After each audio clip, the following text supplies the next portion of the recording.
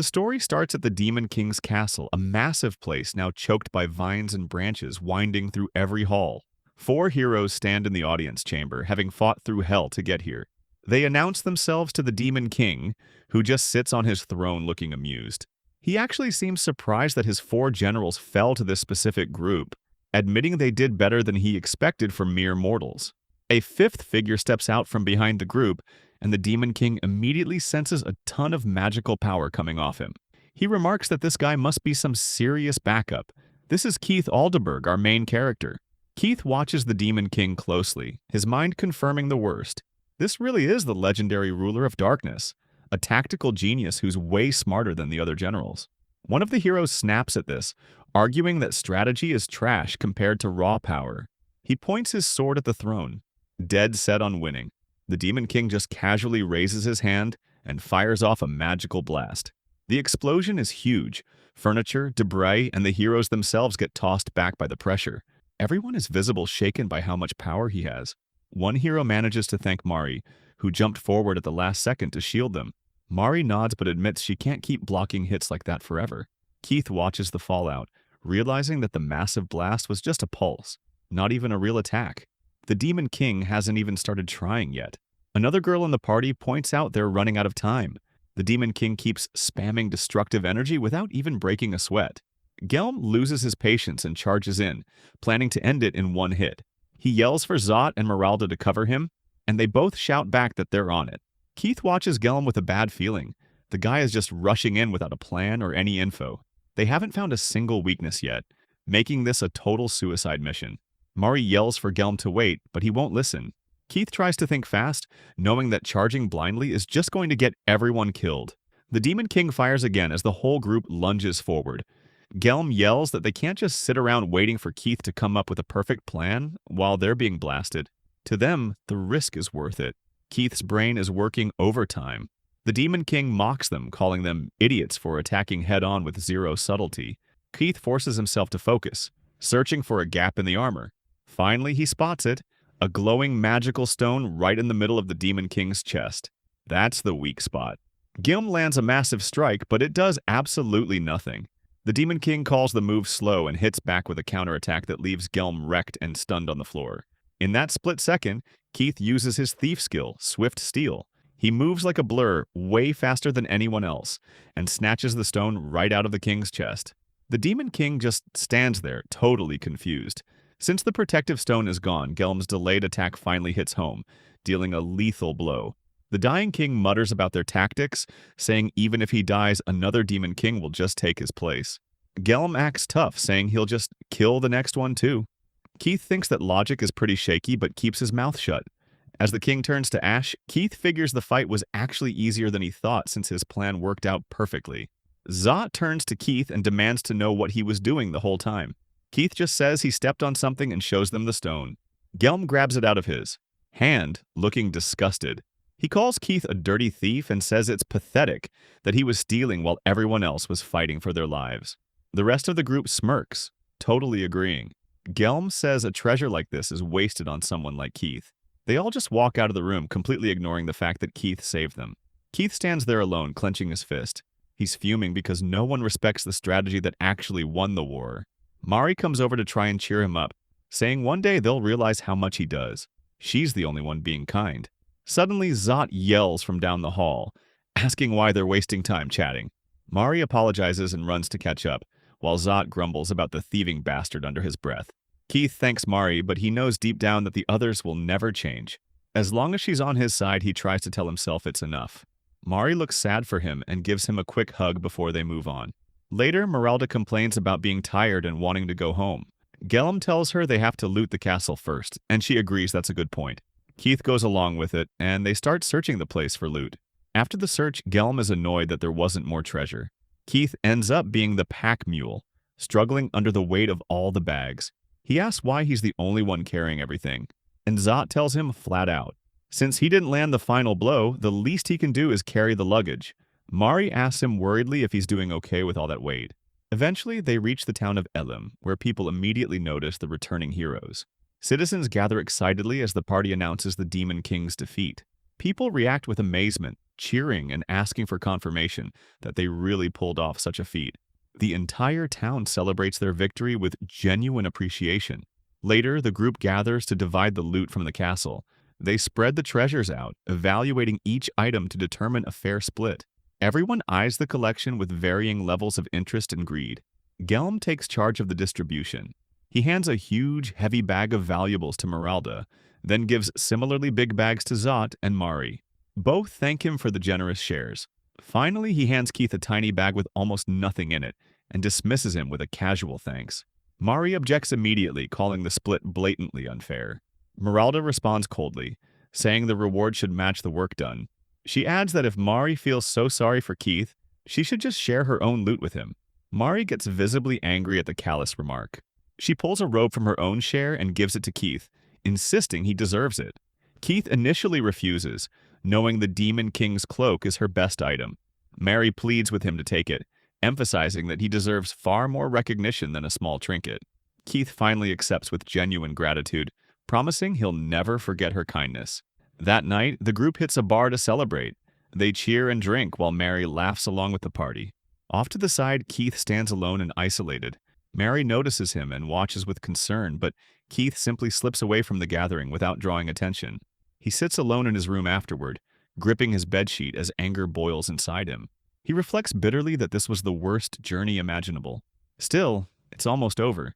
Once they return to the kingdom, he'll finally be done with these people who treated him with such contempt. A memory of his meeting with the king surfaces. Before the journey, Keith had set one condition. If he defeated the Demon King, the Aldeburgh Thieves Guild must be granted complete immunity.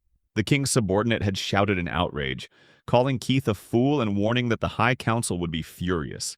He insisted the demand was ridiculous. The king had intervened, telling his general to calm down. He explained his reasoning clearly. The Demon King was a much bigger threat than any band of thieves. He promised that if Keith returned successful, he would personally release the guild from all legal consequences. Keith asked for confirmation, and the king gave his word without hesitation. Back in the present, Keith feels the weight of the journey. Throughout the mission, his companions stripped away his dignity. They threw food at him like an animal, berated him for being a thief, and treated him like trash. They even used him as bait in dangerous spots to keep themselves safe. Lying in the dark, Keith feels crushed by the exhaustion and despair. He just wants to stop thinking. He's completely done with everything. Elsewhere in the inn, the rest of the party is enjoying themselves. Someone mentions how great the food is, noting they haven't eaten this well in a long time. Gelm agrees enthusiastically. Zot suddenly asks where Mari went, but Gelm tells him to stop obsessing over her, pointing out there are plenty of other women in the world. Zot counters that if Meralda belongs to Gelm, then Mari is naturally his. Gelm dismisses this, insisting no woman matches Meralda's perfection, while showing her obvious affection. She smiles, saying he gets even more charming when he's drunk. Suddenly, a hooded figure arrives and addresses them formally by name. Zot asks if they look like commoners who could be mistaken for anyone else. The stranger removes his hood, revealing he's a messenger sent directly from the king with a letter for them. He clarifies his only specific order. The thief Keith must not be allowed to open this letter under any circumstances. Gelm finds this intriguing and opens it immediately. His expression shifts to shock as he reads. Zot demands to know what it says, and Gelm hands it over. Zot scans the contents and remarks that things just got very interesting. Meanwhile, Keith is trying to rest when his eyes snap open. He senses something wrong. Gelm and the others move silently toward his room to carry out the king's orders. Gelm calls out softly, asking if Keith is awake. Keith says yes, noting he's been wondering if they needed something. He mentions that Gelm looks like he's had a lot to drink. Gelm apologizes for waking him, but Keith senses a shift in the atmosphere. The malice is too strong for simple bullying. A dark aura of genuine killing intent comes from Gelm. Keith is confused until Meralda's voice calls out from the hallway. He demands to know what's going on, realizing he's trapped. Gelm draws his sword and explains plainly. The king finds it inconvenient to have a thief in the hero's party. Understanding hits Keith like a physical blow. The king betrayed him. If Keith dies here, the contract is void, meaning the king never intended to free the guild. The whole promise was a lie. Gelm steps forward, announcing Keith's expulsion from the party. He says the order is simple. Kill one filthy thief. He charges with his sword raised. Keith dodges with quick reflexes, grabs his bag, and hurls it at Zot's face, using the distraction to bolt for the exit. Zot raises his sword, shouting that Keith isn't going down quietly, which just makes things more annoying. Keith's mind races. The doorway is his only way out. He's about to bolt, but Meralda beats him to it, firing a magical blast that rips through the room and sets everything on fire. Keith curses. He didn't think she'd shoot without worrying about hitting her own teammates. Gellum lunges from another angle while Keith tries to handle all the threats at once. He knows he needs to get his footing back to defend himself. Gellum jumps for an overhead strike while Zot suddenly appears right in front of Keith, cutting off his escape. Zot mocks him, calling him a little rat and telling him there's no way out. The room is a total inferno from Meralda's magic. Zot grumbles that it was a close call, telling Meralda not to go overboard since she almost blasted him too. She offers a quick apology, but Zot just notes that she always plays rough, and both she and Gellum seem to be having a blast with this hunt. He figures everything worked out fine anyway, which is how Gellum usually likes to fight. Keith taps into his skills again and sprints out of the burning room at full speed. Gellum yells for Meralda to watch out, but she's already on it. She fires another attack at Keith's back, and the blast sends him flying out of the building and into the town streets. People start noticing the chaos, but Keith doesn't stop. He runs through the streets with desperate speed. Zot asks if the guy actually got away. Gellum shrugs it off, saying after a hit like that, Keith will probably just drop dead in a gutter somewhere. They figure the problem is solved and don't bother chasing him. Keith keeps running for his life, his body screaming in pain from several deep wounds. He finally makes it to the town center and collapses, unable to move another inch. His thoughts turn dark. He wonders if this is where it all ends. He thinks about his guild and the people counting on him. He's come so far just to fail at the finish line. Frustration and despair wash over him as he lies bleeding on the cold ground. Suddenly, a voice calls his name. It's Mari. She finds him and reacts with total horror at his injuries. She demands to know who did this while immediately using her healing magic to keep him from dying. Keith thanks her weakly. As she helps him sit up, she says she's going to get Gellum and the others to help. Keith stops her instantly, telling her absolutely not. Mari is confused, but Keith explains the stakes. She can't tell anyone she found him or healed him. He begs her not to ask why, but warns her that if the others find out she helped, they'll kill her to keep her quiet. He tells her to go back to the inn and act like nothing happened. He promises that with the healing she already gave him, he'll be able to move again after some rest. Mari cries out that it can't be true. She insists they go back together, thinking she can heal him fully and that things will work out even if the others are mad. Keith snaps her name, ordering her to go back alone. He tells her she has to agree with whatever the others say, no matter what the lie is. Crying, Mari finally gives in. She agrees to leave, but asks for one last thing. She covers him with the Demon King's cloak she gave him earlier, noticing how cold he's getting from the blood loss. Keith tries to refuse, but she insists, telling him to take care of himself. Keith thanks her one last time, knowing she was his only real friend on the journey. Mari walks away, sobbing as she goes. As she disappears, Keith's vision starts to swim. Everything goes dizzy from the blood loss. Then a voice speaks to him, calling him a noble youth. Keith freezes in shock. In front of him, the Demon King manifests, looking very much alive despite being turned to ash. Keith just stares, unable to wrap his brain around how this is even possible. Keith's mind reels with disbelief at the impossibility manifesting before his eyes. The Demon King should be completely dead. He and his former companions defeated this entity thoroughly. Calling those people companions feels wrong now since they mean absolutely nothing to him anymore after their betrayal. The Demon King stands before him despite death, blood streaming from his mouth in clear evidence of fatal damage. He proclaims that Demon Kings never truly die regardless of how thoroughly they get destroyed. Keith points out the obvious contradiction. Blood currently runs from the Demon King's mouth in quantities that suggest mortal injury. He processes internally how much damage this entity must have sustained, recognizing that this situation presents a perfect opportunity to escape while the Demon King remains weakened. The Demon King continues speaking as though physical damage carries no real significance. He explains that his existence stretches back to immemorial times, with Demon King power flowing through his blood in an endless cycle completely unknown to those outside this cursed lineage. The power functions like a curse, an unending karmic punishment that transcends individual mortality.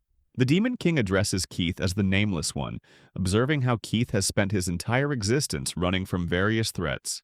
He fled the night while chasing after his band of thieves, sought refuge with the Adventurers Guild when isolation threatened to consume him, and now runs from heroes actively attempting to claim his life.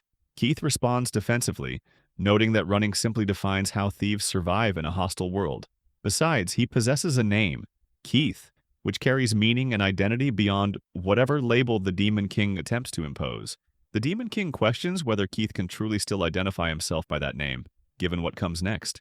Demon Kings cannot die in any permanent sense. He raises his bloodied hand dramatically while explaining that they transform into power that passes to the next vessel in an unbreakable chain. No escape exists from this cycle. Dark aura explodes outward from the Demon King's position, consuming Keith completely within its malevolent energy. The darkness swallows everything, and Keith's consciousness abandons him entirely. Time passes in unknown quantity before Keith wakes from unconsciousness. Confusion overwhelms him immediately as he struggles to understand his surroundings. Enormous containers fill the space around him, and inside these vessels float human bodies suspended in some kind of preservative fluid. Keith demands aloud how he ended up in this location. Throughout his entire life, he endured suffering and mistreatment consistently. This outcome represents what all that endurance has earned him: nothing but more misery and near-death experiences. He questions what purpose any of it served when the fundamental goal of saving his family remains completely beyond his grasp. He buried his pride deep in the dirt, swallowed humiliation after humiliation, and accepted treatment no person should tolerate, all to end up half dead and abandoned. His thoughts turn bitter and accusatory toward forces beyond mortal understanding. He questions whether being born into nobility constitutes such a grave sin that it warrants this level of punishment. If gods or devils truly exist somewhere in this world, he demands they answer him now. His shout echoes through the chamber without response. Footsteps approach from somewhere in the darkness. Someone arrives carrying an ornate object, explaining that this item represents the Mirror of Discernment. This magical artifact possesses the ability to reveal the job classification and status of anyone reflected in its surface. Keith watches nervously as the stranger angles the mirror toward him. His confusion deepens exponentially when a system window materializes in front of his vision, displaying information he cannot immediately process. The window identifies him as a phantom thief, a job classification with abilities extending to stealing absolutely anything, regardless of conventional limitations or protections. Keith's mind struggles with this revelation. The narrator's voice explains that Phantom Thief represents the highest possible rank achievable within the thief job category, though Keith himself has never encountered one in person before this moment. Only an extremely small number of people throughout all of history ever reach the highest rank of any given job classification. Nobody within the Aldeburgh Thieves Guild has ever witnessed a phantom thief operating at full capacity. A memory surfaces from Keith's past. One of the senior thieves once observed Keith's natural talent and predicted great things for his future. The prediction suggested Keith might even achieve phantom thief status once he matured fully. If that transformation occurred, he would naturally become the new boss leading their entire organization. The memory fades as Keith returns his attention to the present crisis. He continues reading the system window, which now displays additional information that makes even less sense than the Phantom Thief classification. The text identifies him as Demon King, describing this role as the world's sole embodiment of destruction and mayhem. The Demon King exists as an entity that rules over followers of darkness and leads the entire world toward chaos through calculated influence and overwhelming power. Keith's thoughts reject this information immediately. The idea that he could possibly be the Demon King strikes him as completely impossible. However, the mirror never lies according to established magical laws. Additional evidence supports the impossible claim. Horns have sprouted from his head, physical proof that cannot be dismissed or explained away through alternative reasoning. The reality of his transformation becomes undeniable despite his desperate desire to reject it. Loneliness defines the Demon King's existence as the only one of his kind at any given time. If Keith has truly inherited the position of king, then logic suggests he commands subordinates somewhere within this structure. He calls out tentatively, requesting that any henchmen present reveal themselves immediately. 4 figures emerge from the containers that previously held only floating bodies.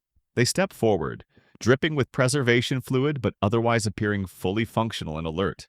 Keith's internal monologue turns panicky. He has no understanding of what actions led to this outcome, but the situation has clearly spiraled beyond his control. Whether he functions as Demon King or Phantom Thief becomes irrelevant when these 4 subordinates represent the previous Demon King's heavenly generals. They possess power far exceeding anything Keith can currently muster. If fighting becomes necessary, they will eliminate him effortlessly before he manages even basic defensive measures. His only path to survival involves avoiding combat entirely through careful social navigation. The four introduce themselves formally with military precision. The summoner identifies herself as Diana. The sabreur gives his name as Jinru. The gunslinger announces himself as Victor. The dark mage completes the introductions as Alira Quariata. They kneel in perfect synchronization and pledge themselves to serve Keith's reign. Keith thanks them awkwardly while thinking desperately that these must be his inherited henchmen. He instructs them to raise their heads from their submissive positions. Diana looks at him carefully, her expression shifting to recognition. She addresses him with surprise, noting his identity as Keith before correcting herself to use the proper title of Majesty. Keith admits he cannot deny the identification, acknowledging her reasonable surprise at this development. He was indeed a member of the hero party that defeated the previous Demon King. If she wants revenge for that act, he requests she go easy on him, given his vulnerable current state. Diana responds with firm reassurance. Those glorious horns protruding from his head, combined with the mantle wrapped around his form, can only signify one truth. He represents their next leader, their new Demon King. The physical evidence overrides any concerns about his past affiliations. Keith questions whether she truly holds no resentment about him killing the previous Demon King she served. Diana admits honestly that claiming complete indifference would be a lie. However, seeking revenge against the new Demon King would represent terrible disrespect to the position itself, regardless of personal feelings. Keith thinks with relief that this response suggests he might actually survive this encounter. Jinru interrupts with a concern that has been troubling him. He requests permission to ask about something that bothers him deeply. He questions why their new majesty has not dissolved them yet according to standard protocol. Keith reacts with confusion, asking what dissolution even means in this context. Alira explains that losing to the heroes indicates they functioned as failures in their assigned roles. Victor adds that dissolution, the process of transforming defeated subordinates into clusters of raw magic, represents what past Demon Kings always implemented after defeat. Diana clarifies that normally the Demon King disposes of failed heavenly generals immediately and prepares an entirely new group to serve going forward. They cannot understand why they have been permitted to continue living. Keith's thoughts race frantically. He possesses absolutely no idea how to perform dissolution or any other Demon King abilities. He improvises quickly, explaining that he decided to grant them all one more opportunity to prove themselves. Surely they learned valuable lessons from the failures that led to their defeat. Such experience should not be wasted when it could inform better performance in future conflicts. Diana responds with genuine emotion, praising such kind and merciful words from their new leader. Jinro swears to devote his entire body and soul to returning this unexpected kindness. Victor seconds this pledge enthusiastically. The Dark Mage Alera thanks their majesty directly, admitting she fully expected to die today. Keith remains confused about what exactly is happening, but feels grateful that everyone seems to accept his authority without violent challenge. Diana requests that he issue his first official command as their Demon King. Keith's mind goes blank as panic sets in. Diana notices his hesitation and asks whether he feels unwell. Keith denies any illness, explaining that he simply feels a bit low on blood at the moment. Diana interprets this statement as the Demon King desiring bloodshed to replenish his power. Jinro clenches his fists in preparation for violence. Victor draws his gun from its holster. Alira questions whether they plan to attack a town like in the old times, wondering aloud how much blood they must spill to fulfill their majesty's desires properly. Keith frantically clarifies that he meant his own blood levels are physically low in his body, not that he desires consuming blood from external sources. Diana processes this correction and suggests that the best remedy for blood deficiency involves eating meat to restore iron levels and overall strength. Keith agrees with this much more reasonable interpretation, requesting a meal to address his physical weakness. The dining hall receives Keith shortly afterward, where a maid serves him food. He looks around the space with wonder, never realizing during his previous search that the Demon King's castle contained rooms like this elegant dining area. He addresses his four subordinates, confirming that the butlers and maids serving them are not actually human. Diana confirms his observation. These servants exist as golems she summoned specifically to maintain the castle and serve its inhabitants. Keith finishes eating and compliments Alira specifically, noting that the food tasted delicious. She responds with pleasure at hearing this praise. Keith shifts topics to address practical concerns that have been bothering him. He never encountered rooms like this dining hall when he searched the castle during the hero party's initial raid. Diana explains naturally that the majority of rooms within this castle cannot be entered without her ethereal eyes ability providing access. Normally, the Magic Castle key would grant entry to all chambers, but Keith clearly has not grown accustomed to that power yet. She took initiative by using her own ability to open necessary rooms for his convenience. She notices something alarming while looking at him more carefully. The magic crystal that should be embedded in his chest is completely missing. Keith confirms her observation. Gelm took the crystal. More precisely, Gelm claimed ownership of the crystal that Keith extracted from the previous Demon King during their final battle. Diana reacts with outrage at this information. Those despicable humans stole the Demon King's magic crystal for themselves. Keith questions whether the crystal holds significant importance beyond its obvious value. Diana explains with emphasis that the crystal is absolutely essential. Navigation through the chambers inside the Demon King's castle requires the crystal's power. Additionally, the crystal supplies approximately half of the total power the Demon King controls at any given time. Keith processes this revelation with growing dread. In other words, he currently operates at only half the strength the previous Demon King possessed. His thoughts turn dark as he considers implications. If his former party members attack him again in his current weakened state, he would stand absolutely no chance of survival or victory. Diana watches his worry manifest physically and offers reassurance. As someone who originally existed as human before transformation, Keith possesses enhancements from his Phantom Thief job classification that layer on top of his Demon King powers. His combined strength should rival that of the previous Demon King, or potentially even surpass it once he learns to utilize both power sources effectively. Keith processes what Diana just revealed. The Phantom Thief job classification grants him abilities to disguise himself as whatever form he desires, infiltrate any location regardless of security measures, and steal absolutely anything he sets his sights on. The power sounds almost too convenient to be real, yet the system confirms its existence within his skill set. Diana shifts the conversation toward practical matters. She suggests showing him around the armory since he retained his human job classification alongside his Demon King powers. Finding suitable equipment for his unique combination of abilities would be prudent before attempting any operations outside the castle. Keith feels somewhat confused about what this entails, but follows her lead. The armory reveals itself as a vast storage chamber where all equipment gets preserved in specialized containers. Diana begins, cataloging items aloud while examining their properties. She points out the bangle of obedience, immediately noting that this particular piece of equipment does not suit phantom thieves at all. The Heaven Split crown also fails to meet the requirements for his job classification. She invites him to browse freely and use anything that catches his interest, explaining that these items exist as properties belonging to the Demon King position itself. Keith admits honestly that even with permission to use these items, he possesses no understanding of what any of them actually do or how their functions operate. Diana responds with a helpful reminder. Phantom thieves possess an inherent skill known as appraising eye. This ability might solve his identification problem completely. Keith thinks back to what he understands about skill usage. Users simply need to recite the skill name mentally or verbally. As long as awareness exists that the skill has been acquired, invocation requires only minimal effort. He thinks of the word appraising eye while focusing on a nearby item. A system window materializes before his vision, displaying information about the Nightfall lamp. The quality rating appears alongside a detailed description. This equipment turns day into night within a localized area. The effect's duration depends entirely on the amount of magic power the user invests during activation. Keith questions whether Diana can also see this information displayed in front of him. Diana clarifies that the skill functions as limited exclusively to him. Nobody else can perceive the information windows his appraising eye generates. Keith acknowledges this explanation, recognizing how useful this private information access will prove during operations. He shifts his attention to another item sitting nearby, the Monocle of Certainty. His appraising eye activates automatically, revealing that this equipment views the stats, equipment details, and item information of any target within the user's field of vision.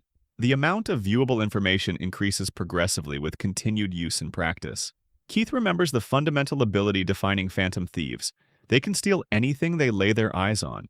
The monocle enhances this core ability by providing detailed information about potential targets before attempting theft. He declares this represents the only equipment he truly needs.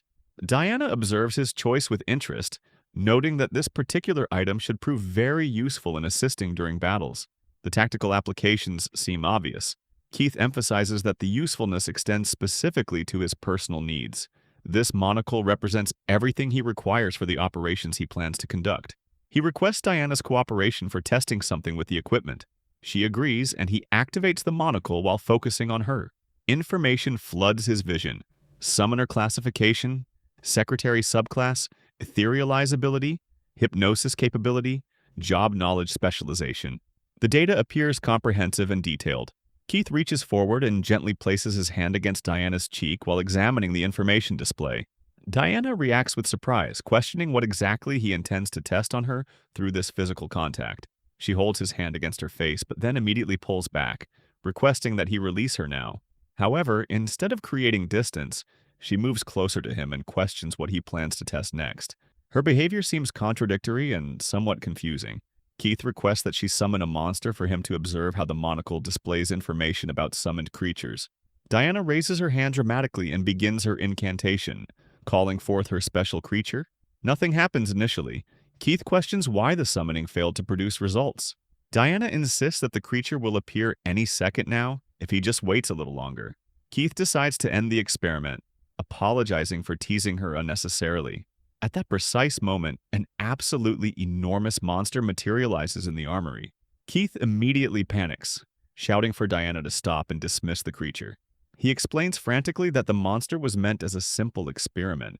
She did not need to actually bring out something this massive and potentially dangerous. Diana responds with enthusiasm rather than concern. She praises his wonderful idea, noting that this approach represents exactly what anyone would expect from their demon king. The equipment he selected truly represents the only thing he needs for successful operations. Later, Alira approaches and comments on how the monocle suits him aesthetically. Keith finds himself distracted by her appearance, specifically her chest area. His thoughts turn incredulous as he discovers that this equipment can even display someone's 3 body measurements. He questions what kind of function this represents and why it exists at all. Curiosity overwhelms hesitation as he reads the displayed information. Starting from the top measurement, her bust size registers as 98 centimeters. His internal reaction focuses on how impressively large that measurement is. He reflects that Alira's robe effectively hides her figure, making accurate visual assessment difficult. The thought triggers a memory comparison. Mari also possessed quite substantial measurements in that area, despite appearing modest in standard clothing.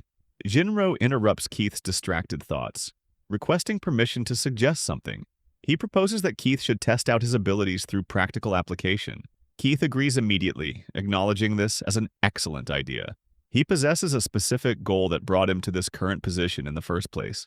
The entire reason he became Demon King stems from that singular objective, freeing his family, the Aldeburgh Thieves Guild, from the Kingdom of Tristram's persecution and control.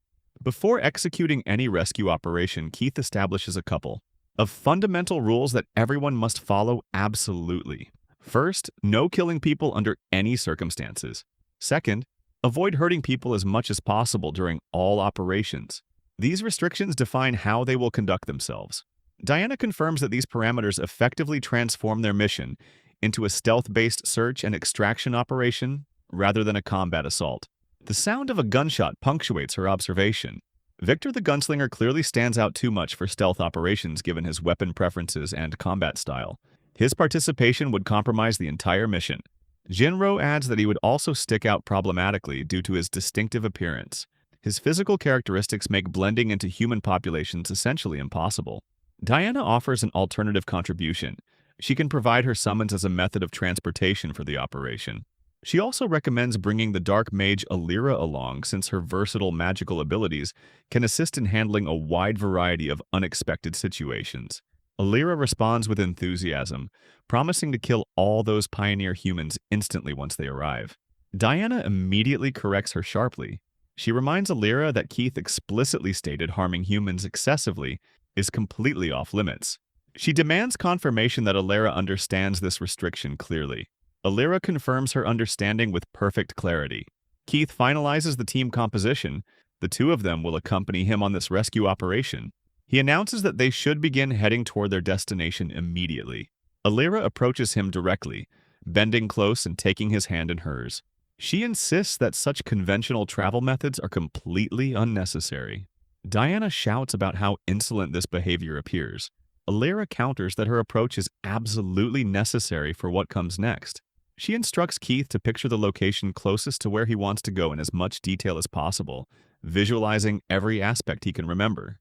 Keith focuses his mind and begins reciting an incantation that flows through his consciousness. He speaks of being veiled in darkness, the never-ending flow of time, each step waiting through a falcon's fleeting daydream. Time exists as both a pathway and apart from the path.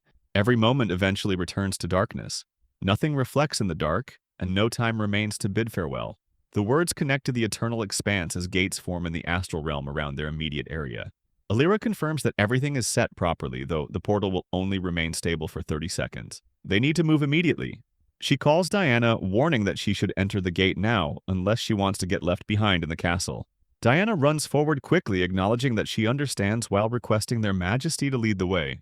Keith confirms and steps toward the shimmering portal that will transport them toward his imprisoned family. The portal deposits all three of them at their destination.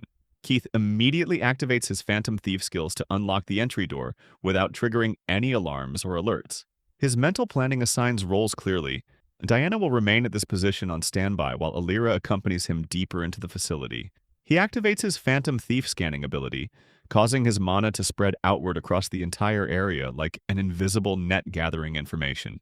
This particular skill developed after his transformation into a Phantom Thief. The effective range extends roughly 100 meters in all directions from his current position. Alira's mana signature also radiates throughout the area, as she maintains readiness for combat or support. The scanning ability reveals multiple soldiers stationed at various points throughout the building. Deep within the structure sits a large cage containing several people. His target has been located successfully. Keith examines the people trapped inside more carefully through his scanning vision. Recognition floods through him as he identifies members of his guild. He moves forward with Alira following silently behind him. They navigate through corridors until reaching a corner where obstacles present themselves. Keith notes that guards stand positioned just around this turn. Alira volunteers to handle the situation completely. Keith grants permission for her to proceed however she sees fit. Alira activates her paralysis mist ability combined with wind manipulation. The magical combination flows forward around the corner, spreading through the air where the guards breathe it unknowingly. She confirms that the path has been cleared for safe passage. All the soldiers collapse simultaneously as the paralysis takes full effect. Keith and Alira move past the fallen guards without hesitation. Keith compliments Alira's efficient work, while she steps casually on the unconscious soldiers during their passage, treating them like obstacles rather than people. They reach the cage holding the prisoners. Keith activates his unlocking skill, causing the door mechanism to release without requiring any physical key or combination. The lock simply obeys his command and opens. He enters the cage area and approaches one of the men lying on the floor. Keith gently wakes this person, while immediately instructing him to remain quiet to avoid alerting any guards who might be beyond the paralysis zone. The prisoners look at Keith with expressions of pure shock. They focus on the horns protruding from his head and the monocle covering one eye. Their confusion manifests in questions about what happened to his appearance and why he looks so different from when they last saw him. Keith deflects these concerns, promising to explain everything later after they escape this place. Right now, they need to focus on breaking out of prison. The captain among the thieves processes this information with growing understanding. He voices the painful realization that the king's promise to forgive them all was nothing, but an elaborate ruse designed to control Keith's actions. The entire agreement existed only to manipulate Keith into defeating the Demon King without any genuine intention of honoring the terms. A young girl named Luca suddenly rushes forward and grabs onto Keith, addressing him as Big Brother with obvious joy and relief. Keith notes how much her hair has grown during his absence. The length has increased significantly since he last saw her. Luca responds with happiness radiating from every word, explaining that she always maintained faith that he would eventually come to save them all. She questions whether he truly defeated the Demon King, as the stories claim, then notices the horns on his head with renewed confusion. Keith acknowledges that the situation involves a very long story that requires proper time to explain fully. First priority involves getting everyone out of this prison to safety. The captain shifts his attention to Alira, asking Keith about the identity of this beautiful woman accompanying him. Keith introduces Alira as his subordinate of sorts, keeping the explanation deliberately vague. The captain responds with approval, noting that Keith has apparently become a real man during his time away from the guild. Keith leads everyone out of the cage area. One guild member approaches an unconscious guard lying on the ground, and questions what happened to cause this condition. Keith explains that Alira's magic created this effect through her paralysis abilities. As they prepare to leave, Alira draws her weapon and announces that the time has arrived to open another gate for their escape. Keith immediately stops her from executing that plan. He points out critical flaws. Her gate magic brings forth wind and lightning as side effects during creation. Using such volatile magic in a confined underground space presents extreme danger to everyone present. Additionally, the visual spectacle will draw unwanted attention from any guards not already incapacitated. They need stealth, not flashy magical displays. She raises his hand and activates his Phantom Thief scanning ability again, searching for alternative escape routes. The scan reveals a back exit that leads directly outside the prison structure. 4 guards remain stationed near this exit in close proximity. Keith questions whether Diana can summon a creature capable of carrying all the escaped prisoners simultaneously.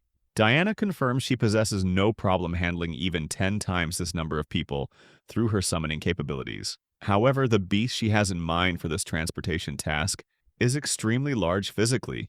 She would prefer moving everyone outside the building first before conducting the summoning to avoid structural damage or detection. Keith agrees with this tactical assessment and orders everyone to follow his lead toward the mine. Back exit. They navigate through the prison successfully and emerge into open air. The captain breathes deeply, commenting on how this represents their first breath of fresh air in quite a while. The entire group expresses happiness at their liberation, jumping and celebrating with obvious joy after enduring prolonged captivity. Keith observes how thin everyone has become during imprisonment. The captain explains their meal situation matter-of-factly. Twice daily they received broth and half a loaf of hard bread. Eating only that amount for an extended period naturally results in severe weight loss and physical deterioration. Keith turns to Diana with new instructions. If anything goes wrong during the next phase, she needs to take everyone and escape immediately without hesitation. Diana objects to this plan, questioning what will happen to Keith if they abandon him. Keith reveals that he still has unfinished business remaining inside the castle.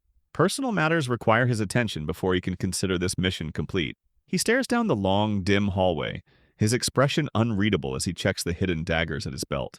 He returns inside the prison facility alone, passing among the unconscious soldiers Alira paralyzed earlier.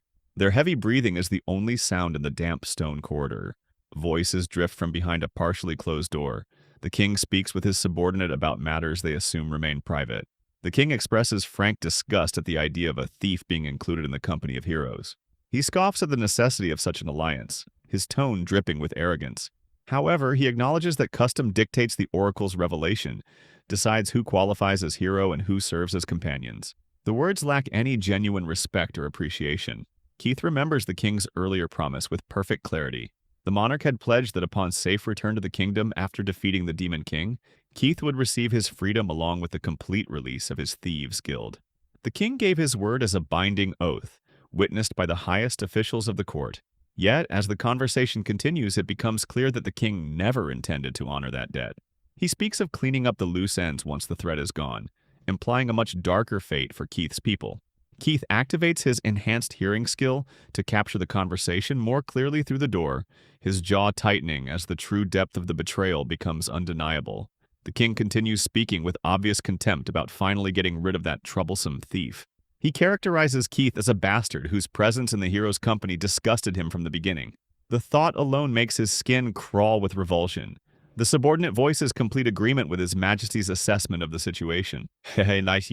Heavy footsteps approach from the corridor. Our main character enters the room, greeting the king and general formally. The king and his subordinate immediately shout for guards to respond to this intrusion. Keith activates his transformation ability, shifting his appearance to match a standard guard uniform and features. He responds to their calls by appearing in guard form, questioning whether they mean this particular guard. Then he shifts again into a different guard's appearance, offering the alternative that perhaps they wanted this other guard instead. The casual display of impossible transformation happens right before their eyes. Both the king and general panic at witnessing such unnatural ability. The general rushes forward to attack, screaming about a monster infiltrating the castle. Keith activates his Phantom Thief swift movement skill while thinking through the tactical situation. Only the Phantom Thief job classification grants access to the disguise skill. Without appropriate job knowledge to understand what they witness, people naturally perceive him as some kind of monster rather than recognizing the specific ability being employed. Keith compliments the general's swing technique while dodging effortlessly. He casually mentions that he will be taking the sword as payment for the demonstration. The general rushes toward him again with renewed aggression. Keith activates his locking skill and seals the door mechanism behind him. The door becomes impossible to open from either side without his permission. The general pounds against the sealed door from outside, cursing his inability to break through or follow. Keith now stands alone with the king, who demands to know his identity and intentions. Keith considers how to introduce himself properly. He settles on identifying himself as the Phantom Thief Demon King Keith, then questions whether adding revenge motivation would sound too cliché given the circumstances. The king reacts with shock at hearing the name Keith. Recognition and disbelief war in his expression as he questions whether this horned figure truly represents the same thief from the hero party. Keith responds with mock gratitude that the king remembers him so clearly. He activates his appraising eye and scans the king thoroughly. The results display that the monarch possesses the reign and strategy skills at high levels. The general outside possesses command and tactic skills of comparable quality.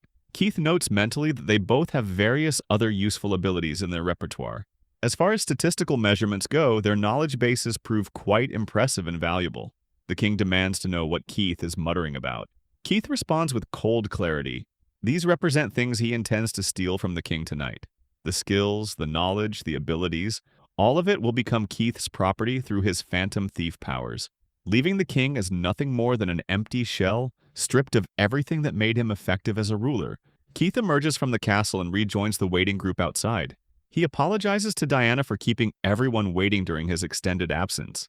Diana dismisses the concern entirely, asking instead how his exploration of the castle interior proceeded. Keith describes the experience as quite enjoyable, noting that he discovered several useful items during his investigation. The captain and Alira have already mounted themselves on summoned wolves for transportation. The captain observes the castle growing noisier behind them, suggesting their escape has been discovered. Diana questions which mount Keith prefers to ride for their departure. She explains that the duty of the four heavenly kings involves serving and protecting the demon lord at all times, so riding with her makes the most logical sense. She summons a giant beast far larger than the wolves provided to others. Alira immediately protests that this arrangement seems unfair in Diana's favor. Diana responds dismissively that the wolf she lent to Alira is comparatively very small. The demon lord must ride the Fenrir she has summoned. She encourages Keith to mount without hesitation, since she will not hold back in providing the best transportation available. Keith accepts her invitation and climbs onto the massive creature with her. The thick fur of the Fenrir feels soft and surprisingly warm beneath his hands. Diana's face flushes noticeably at the close physical proximity, her breath hitching as he settles into place behind her. Keith notices her reaction and questions whether something hurts or causes discomfort, concerned that his armor might be digging into her back. Diana denies any pain, insisting everything feels perfectly fine, though she refuses to meet his gaze. Keith instructs her to hold onto his waist for stability during the ride, his voice steady despite the awkwardness of the moment. Alira watches this interaction unfold with growing jealousy clearly written across her sharp features, her eyes narrowing as she adjusts her own gear. Diana provides additional instructions, telling Keith to press his body firmly against hers and hold on tight to maintain proper stability during high-speed travel, as the winds at that velocity can be unforgiving. Keith follows these directions nervously, questioning whether his positioning feels acceptable and if he is crowding her too much. Diana confirms that everything sits perfectly aligned, her heart racing as she grips the Fenrir's mane. The Fenrir launches into motion with a powerful surge, carrying them away from the castle at tremendous speed that leaves the world a blur of green and gray. Everyone departs together as a unified group, the rhythmic thud of paws echoing against the mountain pass. Diana comments on how the view from this elevated field position provides excellent visibility in all directions, allowing them to spot any pursuit from miles away. Nobody will be able to follow them successfully given the distance they have already covered in such a short window of time. She suggests that talking more tomorrow makes better sense, but camping here tonight represents a good strategic decision to preserve their strength. Keith reflects that camping feels nostalgic after spending so much time in different circumstances, reminding him of the long nights spent on the road with his former party. 1. Guild member volunteers to get a fire started for the group, already looking for dry kindling among the rocks. Diana interrupts, explaining that servants will handle such tasks automatically as part of the summoning's utility. Confusion meets this statement since nobody understands what servants she references in the middle of the wilderness. Diana raises her hand immediately and summons a tent through her ancient magic, the air shimmering with golden particles. A massive house-like structure materializes before their eyes rather than any simple camping tent, complete with ornate carvings and sturdy pillars. Everyone reacts with shock at the scale of what has appeared, their jaws dropping at the sudden luxury appearing in the dirt. Multiple people express amazement at the impressive construction, stepping forward to touch the shimmering fabric. Keith thinks internally that calling this structure a tent feels misleading. It resembles a villa more than camping equipment, and it probably has more rooms than the local inn. Diana apologizes for the modest accommodation, requesting forgiveness for offering only her best available option, which she considers quite humble.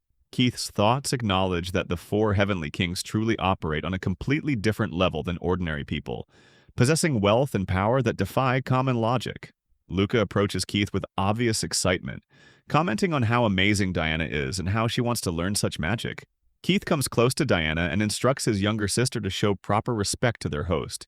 He points out that this lady may appear short physically, but her age exceeds Luca's by a substantial margin, carrying centuries of wisdom. Luca smiles brightly and questions whether she can address Diana as big sister. Diana responds warmly that since Luca belongs to the Demon Lord's family, she can use whatever form of address feels comfortable, her earlier flustered expression softening into a genuine motherly smile. Later, the captain sits across from Keith while they share tea together. The captain addresses Keith by his new title of Demon Lord, observing that Keith has genuinely become something important and powerful. Keith acknowledges this observation while admitting he still cannot quite believe the transformation himself. At another table, two guild members sit together. One comments to the other, named Vigation, that he might finally obtain a girlfriend now that freedom has been achieved. Vigation thanks his companion for the encouragement. Keith approaches and questions whether Vigation feels unwell.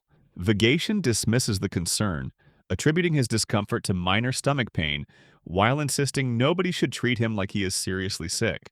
He laughs off the worry. Keith activates his appraising eye skill and examines Vigation's status information. The scan reveals that Vigation's stamina and strength measurements sit drastically lower than everyone else in the group. At the bottom of his status display, additional concerning information appears. Keith realizes this is not simply fatigue. Something more serious affects Vigation's health. The man holds his stomach area while Keith identifies the problem location as slightly right of the solar plexus. Keith activates his Phantom Thief skill and targets that specific part of Vigation's anatomy. The other guild member questions what Keith is doing with such focused attention. Keith deflects the question, asking instead how the pain feels now. Vigation responds with surprise that the pain has completely disappeared. He demands to know what Keith did to achieve this result. Keith explains that his eyes possess the ability to identify sickness and ailments. When he became the Demon Lord, he simultaneously gained access to Phantom Thief abilities. The captain processes this information, noting that he used to tell Keith stories about legendary thieves during his childhood, but never imagined Keith would actually achieve such status. Keith immediately activates his disguise skill and vanishes from his current position, reappearing elsewhere. People react with shock at witnessing this impossible movement. Luca becomes extremely excited, noting that she has never heard of such abilities existing before. Keith confirms that this demonstrates how his powers function now. Everyone looks at him with amazement and disbelief. Multiple people comment that Keith has become the real deal, a genuine phantom thief who exists only in dreams and legends. They begin calling his name with happiness and celebration. A subordinate arrives and announces to Keith that dinner has been prepared. Delicious food gets served to the entire group. Luca eats enthusiastically, commenting on how delicious everything tastes. She questions whether one dish is slightly raw. Diana explains that the meal is called roast beef and is meant to be served at that particular temperature and texture. Alira eats with unstoppable energy, consuming food enthusiastically. She offers portions to others sitting nearby, encouraging them to eat more meat without restraint. One guild member protests that eating such quantities will cause his throat to tear from the volume. Alira responds with disturbing enthusiasm that she loves watching when a human stomach tears from overconsumption. The other guild members characterize this as an absolutely crazy thing to mention. Everyone begins laughing despite the dark humor. The captain holds a glass of mead and comments on its fine quality, swirling the golden liquid and admiring its clarity. However, no matter how much he drinks, he cannot seem to get drunk despite his best efforts. His body seems to burn through the alcohol faster than he can pour it. Diana approaches him and begins laughing at his frustration. Everyone gathers around them as the two engage in a drinking competition, the atmosphere growing loud and rowdy. The crowd cheers enthusiastically for both participants, banging their mugs on the heavy wooden tables in a steady, rhythmic beat. Eventually, Diana collapses with her head resting on the table, a faint smile still on her face. She has drunk herself into complete unconsciousness, defeated by the sheer volume of the tavern's strongest brew. Keith questions whether she feels okay, leaning over to check her pulse. The captain has also been carried away by other guild members who needed to remove him from the competition area before he could start a second round. Keith lifts Diana carefully, commenting that she needs to be carried like a princess given her current state, though his own legs feel slightly heavy from the festivities. The captain protests weakly from across the room that Keith should rest a bit longer before exerting himself. Keith responds that good alcohol wears off quickly with just a short nap for recovery, and his constitution has always been stronger than most. One guild member approaches Keith with a serious expression, noting that Keith no longer fits properly as a part of the Thieves' Guild anymore. The surrounding chatter dies down as the weight of the statement settles over the group. Keith reacts with confusion at this sudden declaration, his brow furrowed as he shifts Diana's weight. The man clarifies immediately not to misunderstand his meaning, reaching out to pat Keith's shoulder. He is not suggesting they cease being family regardless of changing circumstances. Their bond is forged in years of shared shadows and narrow escapes. They will always remain family until the very end, no matter what titles are added to their names. However, Keith now functions as both a thief and a demon lord simultaneously, balancing two worlds that rarely meet. He leads incredibly powerful individuals like the Four Heavenly Kings, commanding legions that the guild could never imagine. Keith has outgrown the Aldeburgh Thieves Guild in terms of scale and capability, stepping into a destiny that stretches far beyond their small corner of the world. The guild member proposes forming an alliance instead of maintaining the old hierarchical structure. He can see clearly that Keith will accomplish something significant in the future. When that moment arrives, the Thieves Guild will be positioned to provide support. They might not know exactly how far their assistance can extend, but family bonds create opportunities for meaningful contribution. Keith became the Demon Lord and now commands the Four Heavenly Kings. As a phantom thief, he possesses the ability to steal anything regardless of protection or security. The guild cannot remain the same simple thieves they once were given these developments. Even so, maintaining connection as family holds paramount importance. Forming an alliance represents the best path forward, given their diverging capabilities. Keith looks down while processing this proposal. The captain responds with encouragement not to wear such a gloomy expression during what should be a celebration. He raises his glass and toasts to the phantom thief demon lord Keith. Keith accepts the toast and offers his own to the Aldeburgh Thieves Guild captain in return. Later, Keith rides the Fenrir while contemplating their next destination. He notes that everyone from the guild must feel exhausted after their ordeal and extended celebration. Returning to the Demon Lord's castle first makes the most sense strategically. Diana suggests an alternative. They could stay in this area and continue touring nearby locations. She mentions the territories where demi-humans live, including elves, dwarfs, goblins, kobolds, and other non-human intelligent species. The living areas for the Demon King's subordinates exist close to the Demon King's castle geographically. Keith expresses interest in this proposal. Diana identifies the nearest location as the Elf Village. They redirect their travel toward that destination. Upon arriving in the area, Keith dismounts and observes elves moving through their settlement. He watches their distinctive features and movements carefully, questioning whether these truly represent the elves from legends and stories. The elven village spreads before Keith as he crosses the boundary into their territory. Every elf currently engaged in work stops immediately upon noticing his arrival. Attention focuses entirely on Keith's horned figure. Visible fear registers on their faces as they process what his presence means for their community. One elf reacts so strongly that they slam their door shut in terror at his approach. Keith observes their collective reaction with growing concern. All of them appear genuinely terrified of the Demon King standing before them, yet nobody attempts to flee despite their obvious fear. They remain rooted in place as though running never occurred to them as an option. This strikes Keith as strange behavior. Fear typically triggers flight responses, yet these elves simply stand frozen. The realization settles over him that this represents the unique fear inspired by the Demon Lord specifically. The power dynamic prevents escape from even entering their minds as a possibility. One elf steps forward and addresses everyone gathered. This individual announces that the Demon Lord wishes to rest in their village tonight. No sacrifices will be required for this visit. Relief washes visibly across the assembled elves at hearing this clarification. Another elf approaches Keith directly and notes that the Demon Lord's personal arrival must mean the sacrifices scheduled for 6 months from now have been moved forward unexpectedly. Keith questions what sacrifices this elf refers to with genuine confusion. Diana provides an explanation. To increase the number of monsters under the Demon Lord's command, sacrifices become necessary periodically. The elves provide these sacrifices on a regular schedule as tribute. Keith clarifies his actual purpose for visiting. This time, he simply came to check on conditions in the village and observe their situation personally. He requests permission to stay for the night without any additional demands. The elf processes this unexpected response and confirms understanding of the Demon Lord's wishes. Evening arrives and the elves prepare a beautifully served dinner for their visitors. Alira eats with her characteristic enthusiasm, consuming food rapidly and happily. The elves serve the meal with obvious nervousness. Keith invites them to join the table and dine with them. The elves respond that while they appreciate the kind offer, accepting would create too much burden and discomfort given the power imbalance. They prefer to maintain their serving role. Later, Keith sits alone in his assigned room, contemplating the problems he has discovered. The current system represents a genuine dilemma. If only some method existed to create more monsters without requiring sacrifices from subjugated populations. The entire power structure needs fundamental change to function properly. A lady elf arrives at his door and requests permission to enter. She appears extremely nervous as she introduces herself as Fiore. She explains that she feels honored to have the chance to serve the Demon Lord tonight. Keith looks at her with shock as understanding dawns about what type of service she believes has been arranged. Fiore moves closer to Keith's position. His thoughts race.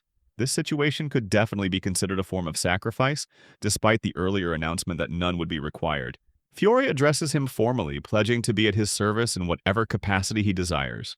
Keith responds with genuine kindness, expressing appreciation for her willingness while insisting there is no need to strain herself by performing such duties. Fiore begins crying immediately at this response. She questions whether this rejection means she is not enough for him, whether he judges her as useless and inadequate for his needs. Keith clarifies quickly that simply talking with him for a bit will be enough interaction. He adds that she is charming, hoping this compliment soothes her distress. Their conversation continues into the evening.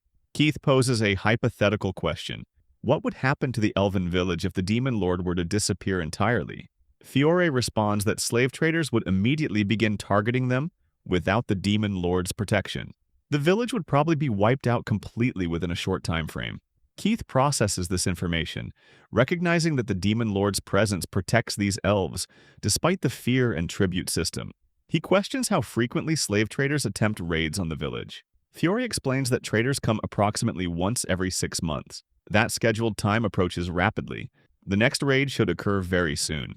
The following day, Keith gathers his partners to discuss his developing plan. Alira listens as he outlines his vision for a different power structure, not based purely on fear and intimidation. Keith emphasizes that soldiers who follow orders through loyalty would prove far more useful than monsters created from forced sacrifices. The skills of governance and grand strategy require different foundations than terror alone. Diana suggests one approach could involve selling protection to the elves, using the slave traders as the catalyst for this arrangement. Keith agrees with this tactical assessment. If they protect the elves from the traders, gratitude toward the Demon Lord will develop naturally. This represents a significant advantage over the current fear-based system. Diana instructs Alira to check whether any groups of humans operate nearby currently. Alira activates her scouting ability and searches the area within a 20-kilometer radius. She reports finding a target group approximately 10 kilometers away. Armed humans travel with a wagon, about 50 individuals total based on her count. Their equipment and formation suggest they plan to capture elves as merchandise. Considering the terrain they must cross and the cargo they intend to carry back, they will arrive at the village in approximately 5 days. Keith questions whether they should intercept this group before reaching the village. Diana suggests an alternative strategy. Waiting at the elven church instead would be better for earning goodwill from the population. She proposes leaving the slave traders to Jinro's capabilities. She knows exactly how strong Jinro is from previous operations. A memory surfaces of one particular fight, where Jinro faced an opponent. The enemy questioned whether Jinro even possessed eyes given his appearance and fighting style. Diana's recollection emphasizes that Jinro never backs down from any fight regardless of odds. He destroyed that particular opponent with a single devastating attack. Keith agrees with the assessment. Jinru alone is sufficient force to handle 50 slave traders. 5 days pass according to Diana's prediction. The slave traders approach the elven village along their planned route.